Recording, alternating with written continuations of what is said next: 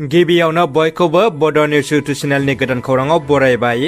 नोंथांमोननि थाखाय बे समाव माखासे खौरां लाबोदों। भिडिअखौ जोबजासे नायलांनो दाबाव आरो चेनेलाव गोदानब्ला अन्नानै साबस्क्राइब खालामना बेल आइकनआ अलाव होनानै ला आरो भिडिअखौ लाइक कमेन्ट शेयार खालामनो गुरै खावलायबाय। दानिया फैदो दिनैनि खौराङाव। टिकियाजुलि बाथौ थानसालियाव कमिउनिटि बिल्डिं लुफुंनो सीएम प्रमद बर'आ अन्थाइ खाम्फा बेखेवना होबाय। साहा टिकियाजुलि बाथौ थानसालियाव कमिउनिटि बिल्डिं लुफुंनो थाखाय दिनै बिटिआरनि सीएम प्रमद बर'आ अन्थाइ खाम्फा बेखेवना होबाय। टिकियाजुलि बियाब दुलाराय बाथौ गौथुमनि दैदेनगिरिफ्रा बिटिआरनि सीएम प्रमद बर'नो बे समाव साबायखर होदों।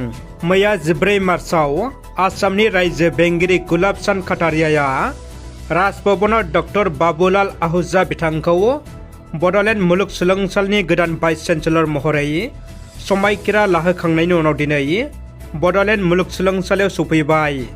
बिथांनि बड'लेण्ड मुलुगसोलोंसालिनि भाइस चेन्सेलर बिबान लाना सौफैनायाव दुंब्रुदै बरायदों मुलुगसोलोंसालिनि गासै बिबानगिरि आरो दुलाराय बर' फरायसा आफादा।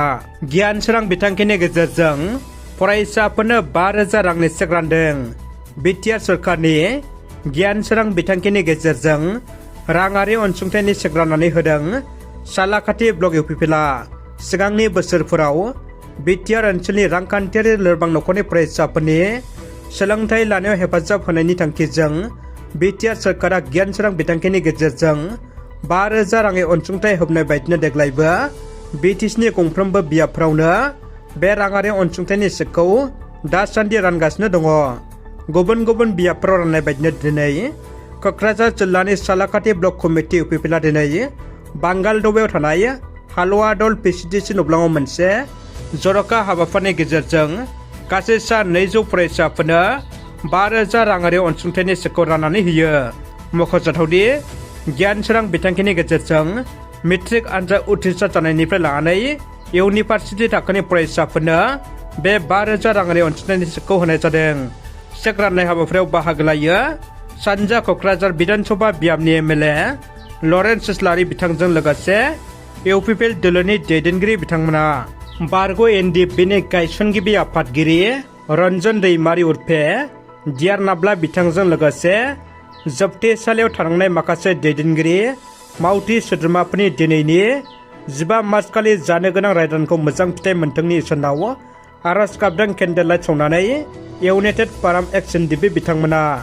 दिनैनि 15 मार्च 2024 ओंखाराव जानो गोनां सुप्रिम कर्टनि हियारिं खामानिखौ मोजां फिथाइ मोनगोननि आसायै आरो माखासे सेन्ट्रेल जेलाव थानाय लिडार आरो केडार बिथांमोनखौ उदां अख्राङाव लाबोनो थाखाय united forum of ex NDFB आफादा सेरफांगुरि बाजार माइ फानग्रा फोथाराव इसोरनि खाथियाव बिथांमोननि मोजां रिजाल्ट मोनगोननि आसाजों मोनसे जयै आरज गाबनानै केन्डेल लाइटिं फोजोङो।